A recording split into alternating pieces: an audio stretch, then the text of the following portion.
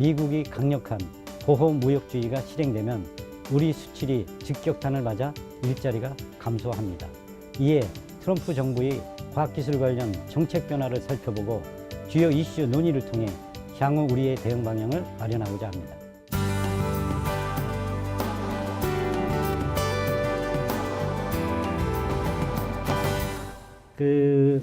우리가 역사적으로 왜 과학기술이 중요한지를 잠깐 말씀드리겠습니다.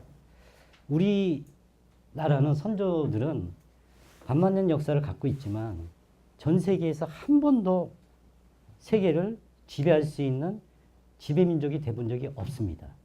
그것은 중국, 일본, 러시아, 미국 이 가운데에 있어서 약소국으로서 여러 가지 요인도 있지만 그 중에서 제가 살펴본 것은 가장 중요한 것은 과학기술 인력 양성에 부족했던 거 아닌가 이렇게 생각합니다.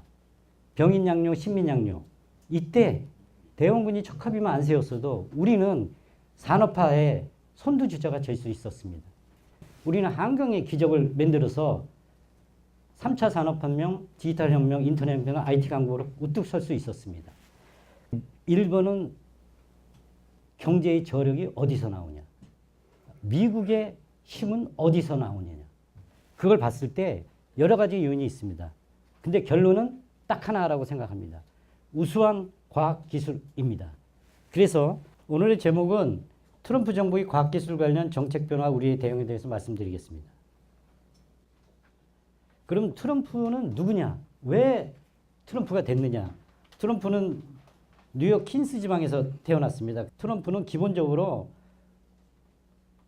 부동산 업자입니다. 그렇기 때문에 모든 일을 비즈니스 측면에서 접근한다고 생각합니다.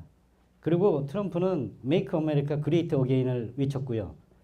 그래서 왜 트럼프 정부가 출범하였는가에 대해서 말씀드리겠습니다.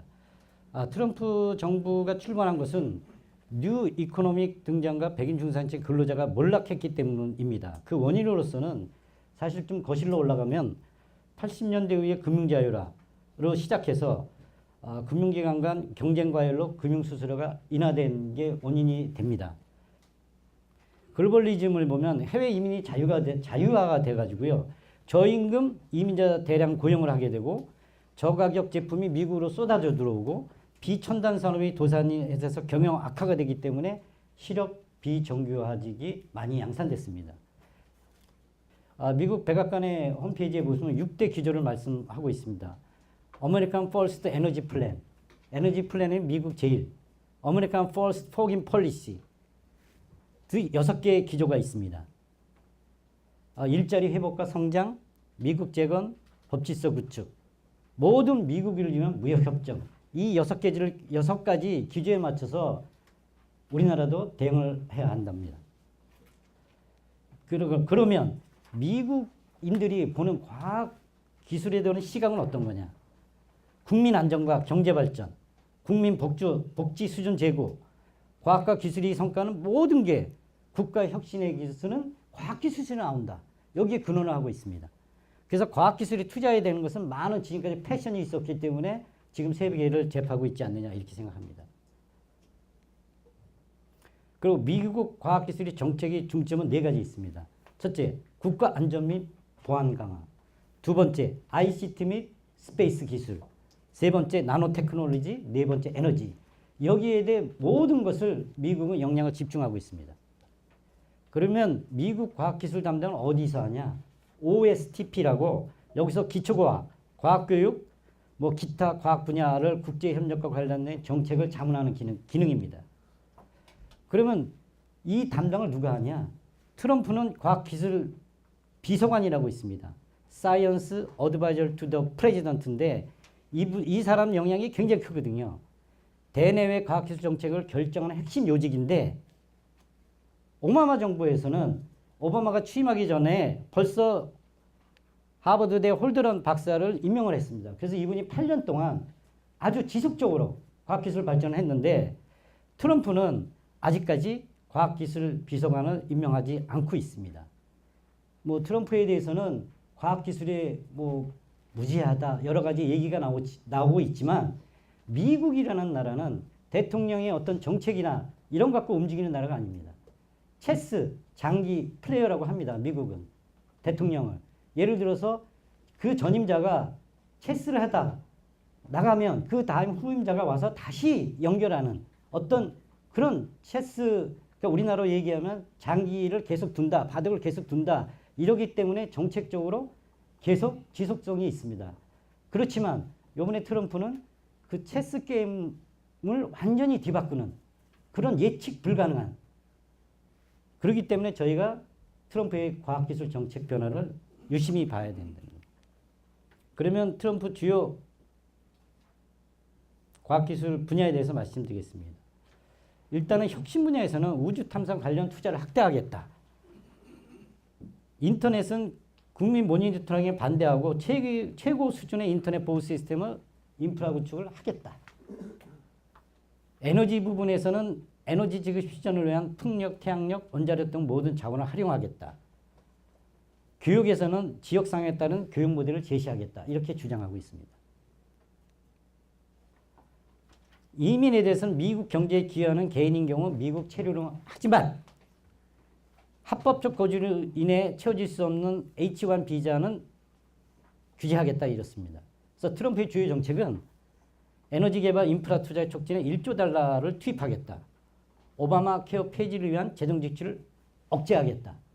무역 장벽 도입, 엄격한 이민 통제, 러스트벨트 지역 산업화를 통한 백인 근로자의 직장 안정화, 친시장 친기업 트럼프 노믹스죠. 그래서 현재 2% 성장률을 갖다 5%로 끌어올리겠다. R&D 부분에서는요, 국립보건 R&D 예산을 낭비한다고 생각을 합니다. 그래서 비난을 했었고요. 사회 기반 시설 등 현안 과제에 해결을 위해서 그 예산을 갖다 쏟아붓겠다. 그러니까 지금까지 미국 R&D 기조 방향하고 틀리게 하고 있습니다. 생명의학 분야의 의학에서는 인간 배어주기 연구가 취소될 수 있다라고 엄포를 놓고 있습니다. 세금 재정에서는 현행 법인세율이 35%인데요. 15%까지 인하하고 해외 역자금 경우 법인세율을 10%로 인하해서 미국 제조업을 강화시키겠다. 이렇게 얘기하고 있습니다. 주요 소득세 및 법인세율을 보면 미국이 35%인데 개인소득이 법인세가 35%인데 이걸 15%까지 낮추게 하겠답니다. 우리나라는 참고로 22%입니다. 무역 부분에서는 자국민 고용 확대를 위해서 기업들이 미국 현지 생산을 늘리고 보호 무역주의를 강화하겠다고 기업을 압박하고 있습니다. 특히 IT 기업을 압박하고 있습니다. 벌써 TPP 탈퇴 등 FTA 재협상 이런 얘기 나오지 않습니까? 그래서 아베가 미국으로 쫓아가지 않습니까? 일본은 거의 멘붕 상태입니다. 교육 부분에서는 이민자들이 취업 이민과 취업 비자를 대폭 줄인다고 합니다. 이중 STEM 분야를 전공하는데 S가 사이언스, 테크놀로지, 엔지니어링, 매드매틱스, 수학입니다.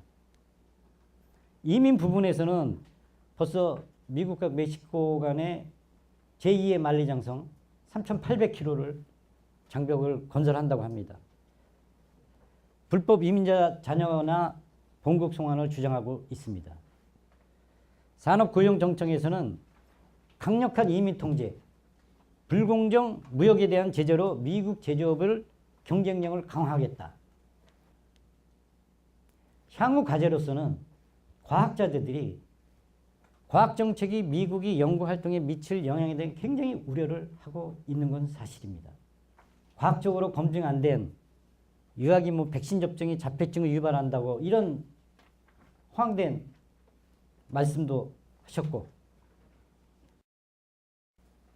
애플의 국내 제조 리시어링이라고 그러죠. 이 반대말이 업시어링인데요. 인건비가 싸서 해외로 나간 제조 공장을 다시 세금 혜택이라든지 여러 가지 혜택을 줘서 국내로 다시 유치시키는 걸 리시어링이라고 하는데요. 미국 기업이 경쟁력을 유지하면서 노동비가 비싼 미국 내 제조 활동을 펼칠 수 있는 대안을 마련한다고 합니다. 그러면 트럼프와 실리콘밸리는 어떤 관계냐? 과학기술산업회관에 제시한 비전 정책은 트럼프는 거의 빈 캠퍼스와 같습니다. 트럼프가 IT 문제에 대해서 언급할 때마다 IT 실리콘밸리 업체들은 사실 긴장하게 됩니다. 사실 실리콘밸리의 IT 업체들은 대부분 트럼프를 반대했었죠. 특히 FTA 재협상 같은 경우, 뭐 이민 정책 이런 거는 미국 IT 업체의 해외 제품 판매라든지 기술 인력 수급에 굉장히 영향을 있기 때문에 반대를 많이 했었습니다. 근데 사실 트럼프의 IT 정책 미칠 영향을 예견한다는 것은 거의 현재로서는 불가능합니다. 선거일이 돼서야 트럼프는 통신이라는 커뮤니케이션이라는 단어를 미국 인프라 정부 투자 관련해 처음으로 세부적인 내용에 넣을 정도였습니다. 이 사진은 순다르 피차이 구글 CEO가 시위하는 모습이고요. 반이민 정책 때문에 구글 시위에 참여한 2천여 명의 모습입니다. 어차피 구글이나 애플이나 모든 IT 선진업체는 다양한 국적의 직원으로 구성됐기 때문에 상당한 심각한 문제를 야기시키고 있습니다. 이틀 전에 애플 등 97개사는 트럼프 이민 정책에 반대하는 성명을 발표했었죠. 근데 여기서 아이러니컬하게 아마존이라든지 오라클이라든지 IBM이라든지 테슬라는 뺐습니다. 트럼프는 FBI 수사에 협조하지 않는다고 애플에게 제기했었고요. 아마존에게 독점 금지법에 저촉될 경고도 했었습니다. 실리콘밸리 IT 업체들은 떠나느냐 남느냐 문제에 놓여 있습니다. 마크 주크버그, 팀 쿡, 아마존의 제크 베존스, 이민이나 보안, 우주개발 이쪽에 어필하고 있습니다. 실리콘밸리에서 현재 핫한 두 인물입니다. 제프리 아이제너, 피터 틸. 이분들이 트럼프 IT 정책에 얼마나 개입해서 중요한 정책을 하는지 저희가 앞으로 지켜보겠습니다. 트럼프와 실리콘밸리의 첫 테크 서밋 회의 내용은 오픈되지 않았지만 상당히 우호적이었다고 합니다. 여기에서는 팀 쿡이라든지 레리 페이지 등 12명이 참석을 했습니다. 그리고 트럼프가 기술계 유명인사 자문회의를 해서 기업인들의 태도를 유화적으로 변화시키고 있습니다. 트럼프는 머릿속에 당신들이 잘 되도록 도와주는 게 나의 목표라고 얘기하는데 입에 발린 말이지 정책으로 뒷받침될지 두고 봐야 하는 게 속내입니다. 수많은 신생 스타트업들은 자본을 투자할 벤처 투자가를 찾아 여전히 실리콘밸리에 몰리는 추세입니다. 과학연구에 대한 연방 지원은 미국은 R&D 예산이 점점 줄어들고 있습니다. 그렇지만 중국은 지도자들이 기초과학 R&D 예산의 중요성을 이해해서 중국의 목표는 2020년, 2030년 세계 시장을 점유한다고 합니다. 세계 전자제품의 약 84%가 중국에서 제조됩니다.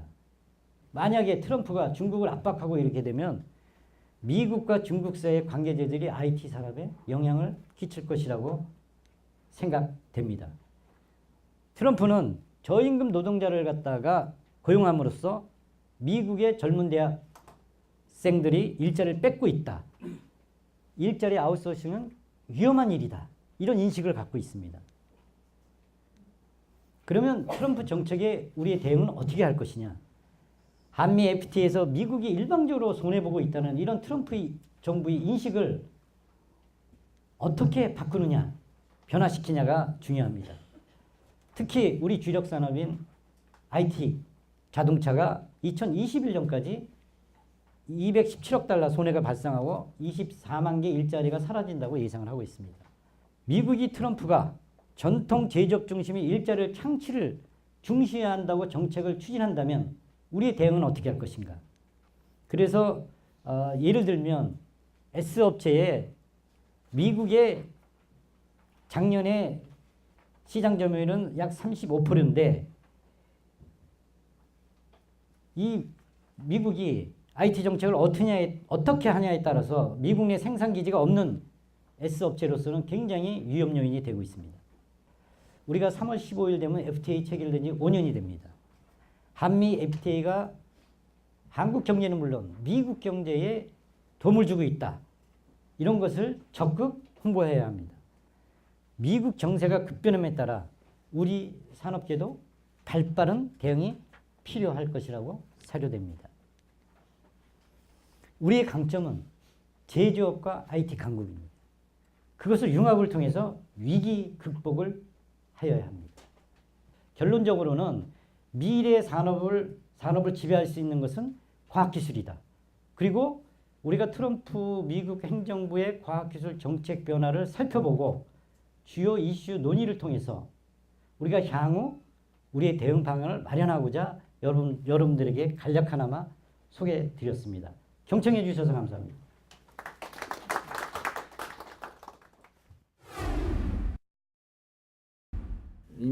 반이민 정책에 대한 그 미국 사회의 반발들이 많이 있었잖아요. 이제 저는 이 반발하는 부분도 유심히 봐야 된다. 그러니까 트럼프 정부의 그 정책 방향 말고 그 현재 미국이 기존에 갖고 있는 공관 시스템에 의해서 그것에 저항하고 있는 것들이 어떻게 그게 밸런스를 맞춰갈 것인가의 문제고, 어차피 우리는 5년 트럼프를 대상으로 해서 미국 정책을 대응 방안을 만드는 게 아니라 미국 시장이나 미국 경제가 어떻게 갈 것인가를 중심으로 본다면 그 반대하는 세력들, 그 집단들이나 그쪽이 어떠한 의견들을 제시하는지, 그게 어떤 그룹이 있는지도 유심히 봐야 될 필요성이 있겠다. 너무 트럼프 대통령 정책만을 본다면 단계적인 대응이 아니겠는가. 마지막으로는 사실 우리가 지금 트럼프 대통령 당선에 따른 대응 방안을 만들지만 이것이 전부는 아니다는 거죠. 더 지금 중국에 대한 대응 방안도 있고 트럼프에 대한 미국에 대한 대응 방안이 있습니다. 이게 대응 방향이 일면 다르고 같은 부분이 있다는 거죠. 우리가 지금 핵심은 미국을 중심으로 해서 대응 방안을 짤 수는 없는 거고, 미국 아까 이제 뭐 교역 규모나 협력 규모에서 미국이 이렇게 많이 차지하지 않기 때문에 중요한 글로벌한 기술 리더국으로서의 중요한 위치를 하고 신기술에 대한 시장으로서 중요하지만 중국이란 우리 이게 있기 때문에 대중국 정책과 대미국 정책을 어떻게 잘 밸런스를 맞출 것인가가 좀 중요하게 고민되어야 되지 않을까. 너무 트럼프 정책에 대한 단기 대응 중심으로 정책을 펴는 것은 좀 우려가 있다라는 생각이 듭니다. 이상입니다.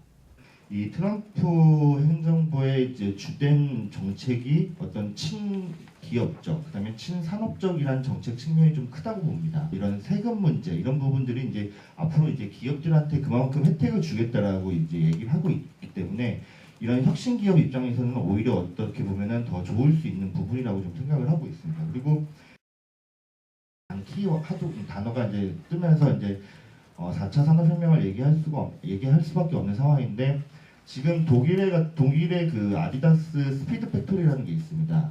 이 부분은 이제 과거에 그 신흥국의 어떤 그 공장을 짓고 거기에 대한 이제 값싼 노동력을 이용해서 어떤 공장을 이제 올리면 이제 기업의 그런 만큼 그 비용 자체를 절감할 수 있는 부분들이 있었습니다. 근데 이 독일의 그 아디다스 스피드 팩토리는 독일로 이제 그 공장을 이전을 한 건데, 이 스피드 팩토리라는 거는 이제 자동화나 공장화 시스템을 이제 자동화를 해서 보다 더 효율적으로 빠른 시간 내에 그 운동화를 만들 수 있는 이런 공장 시스템을 이제 독일 본사에다 줬다는 겁니다.